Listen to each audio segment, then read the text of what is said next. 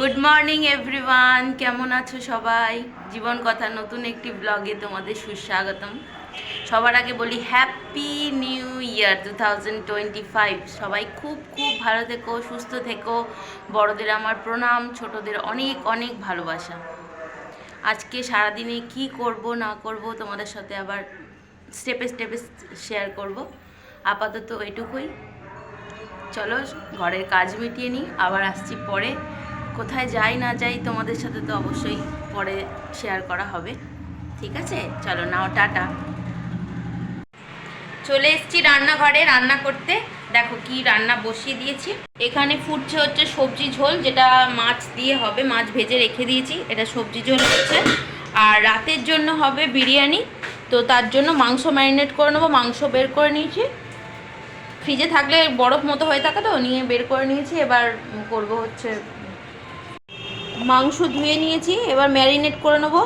দিলাম অল্প নুন, যার যেমন নুন মনে হবে সে পরিমাণ বুঝে সে তেমন নুন নিয়ে নেবে। আমি কিন্তু কাউকে শেখাচ্ছি না, হ্যাঁ, আমি যেটা করি সেটা তোমাদের সাথে শেয়ার করছি। এরকম ভেবো না যে আমি শেখাচ্ছি, একদমই তা নয়। কারণ আমি নিজেই অনেক কিছু এখনও জানি না, আমি এইভাবে করি, তোমাদের সাথে সেটাই শেয়ার করছি। আদা রসুনের পেস্ট দিয়ে দেবো। এক্ষেত্রে আমি একটা এটা মাপ হিসাবে আমি একটা প্যাকেট নিয়েছি, আমার এটাতে হয়ে যাবে। তোমরা চাইলে র জিঞ্জার গার্লিক পেস্ট দিতে পারো তৈরি করে ঘরে মিক্সিতে। একটু এখানে আমি একটু তন্দুরি মশলা দিচ্ছি। তন্দুরি মশলা দিলে দেখবে একটা সেই স্মোকি স্মোকি ফ্লেভার আসে বিরিয়ানির মধ্যে, তো আমি সেটা দিচ্ছি। আর অবশ্যই অবশ্যই দিতে হবে যেটা, সেটা হচ্ছে ফ্যাটানো টক দই। ঘরে পাতা হলে ভালো, আমার এক্ষেত্রে ঘরে পাতা নেই, আমি কেনা আমুলেরই ইউজ করছি। বেশ খানিকটা দই দিয়ে দেবো,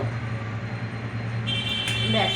এইবার নিজে হাতে ভালো করে এটাকে মেখে নিতে হবে।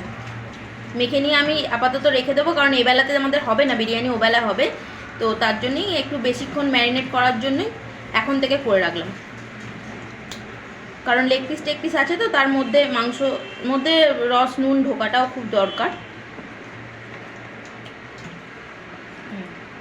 তাহলে মেখে নিলাম, এইভাবে রেখে দেবো। চলো আবার পরে আসছি যখন বানাবো তখন। এরকম মিশো থেকে আজকে একটা পার্সেল এসছে, ঠিক আছে? তোমাদের আনবক্সিং করে দেখাচ্ছি, ঠিক আছে? দেখো কি আসছে।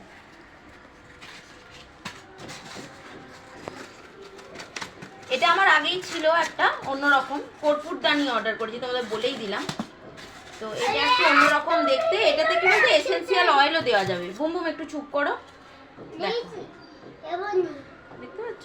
এইভাবে প্লাগ ইন হবে, আর এইখানে যে জায়গাটা আছে এই জায়গাটাতে তুমি ওই অয়েল টয়েল দিয়ে, এসেন্স অয়েল, যেগুলো এসেন্সিয়াল অয়েলগুলো সেগুলো দিতে পারবে, কর্পূরও দিতে পারবে।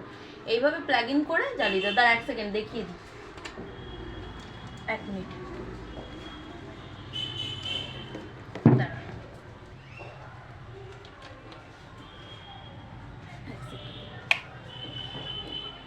এই দেখো, এটা আমার এটা ভালো করে আটকাচ্ছে না, ফোকাস করো। এই দেখো এইভাবে হবে, এইখানটা দিয়ে দিতে হবে, জ্বলবে। দেখতে কেমন হয়েছে কিন্তু অবশ্যই জানিও, হ্যাঁ সবাই। আমি লাইট অফ করলাম। চলো বেরিয়ে গেছি, উঠে পড়েছি বাইকে, ওখানে গিয়ে দেখা হচ্ছে। এটা ফ্লিপ হয় না,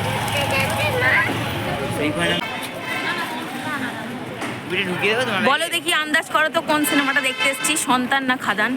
আমি তো আবার পরে বলছি।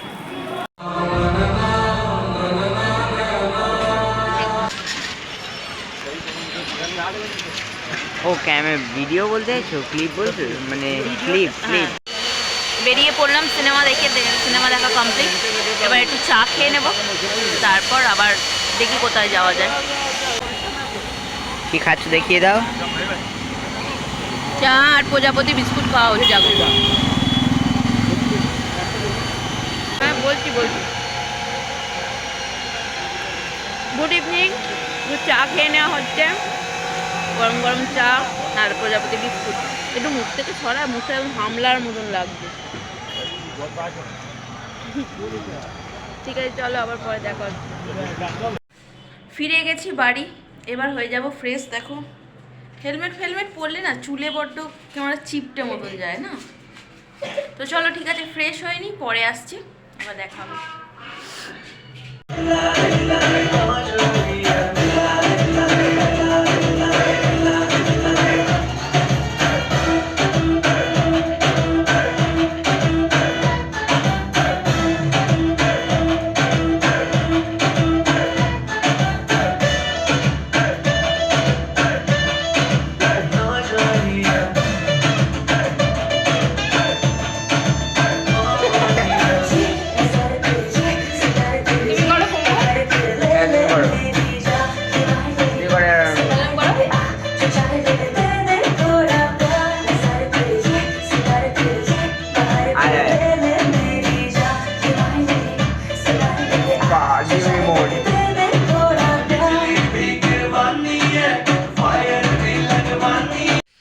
ওকে চলো তাহলে গুড নাইট।